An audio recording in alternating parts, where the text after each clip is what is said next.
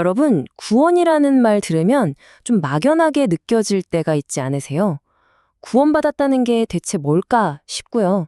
그래서 오늘은요, 성경이 이 구원이라는 단 하나의 실체를 설명하기 위해서 사용하는 아주 놀라운 네 가지 그림, 그러니까 비유를 통해서 그 깊은 의미를 한번 제대로 파헤쳐 볼까 합니다.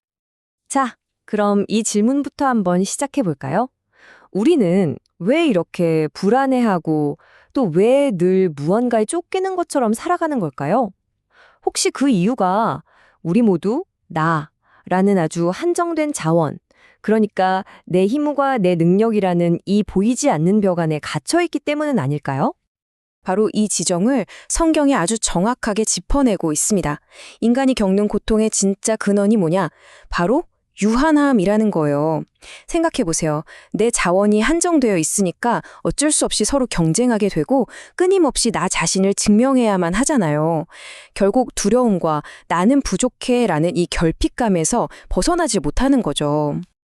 그럼 이 한계에서 벗어날 길은 정말 없는 걸까요? 바로 여기서 구원이라는 개념이 등장하는 겁니다.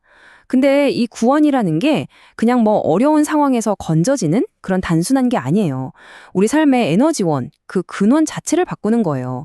내 안에 있는 금방이라도 마를 것 같은 그런 샘물에서 절대로 마르지 않는 무한한 샘으로 아예 바꿔버리는 그런 근본적인 전환을 의미합니다.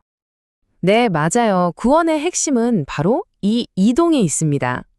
내 한정된 능력과 자원에 의존해서 아등바등 살아가던 그런 삶에서요. 예수 그리스도를 통해서 하나님의 그 무한한 생명과 자원을 공급받는 삶으로 완전히 옮겨가는 것.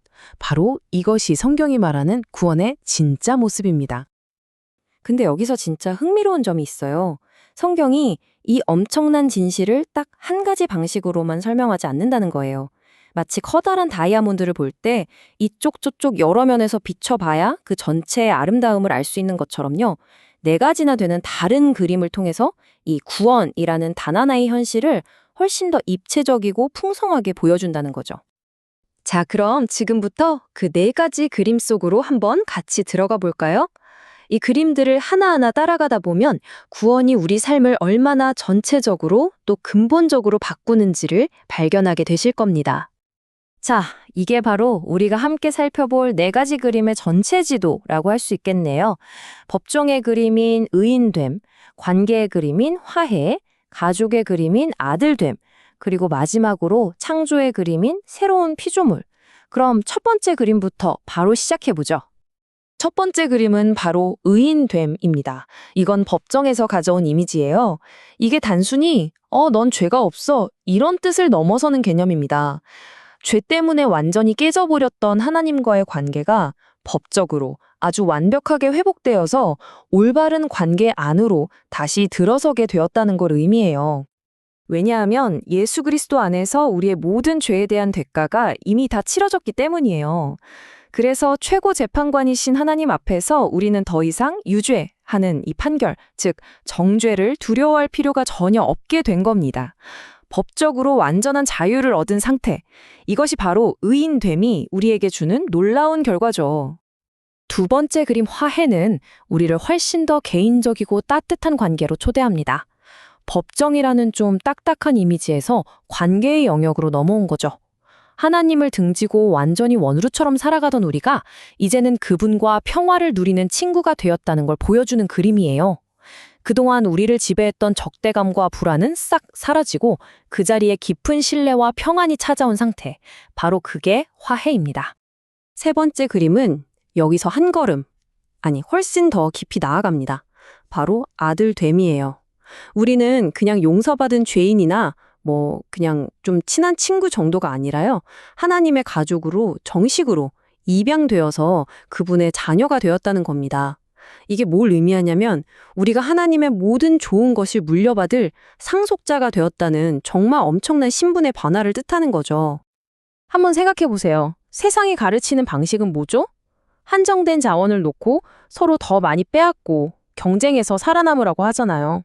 하지만 하나님의 상속자가 된 우리는요, 이제 완전히 다른 삶의 방식을 따르게 됩니다. 섬기고 나를 내어줌으로써 하나님의 그 무한한 자원으로 다른 사람들을 오히려 더 풍성하게 만들어주는 그런 삶을 살게 되는 거죠. 자, 이제 마지막 네 번째 그림입니다. 이건 가장 근본적이고 어쩌면 가장 충격적인 그림이라고 할 수 있어요. 바로 새로운 피조물입니다.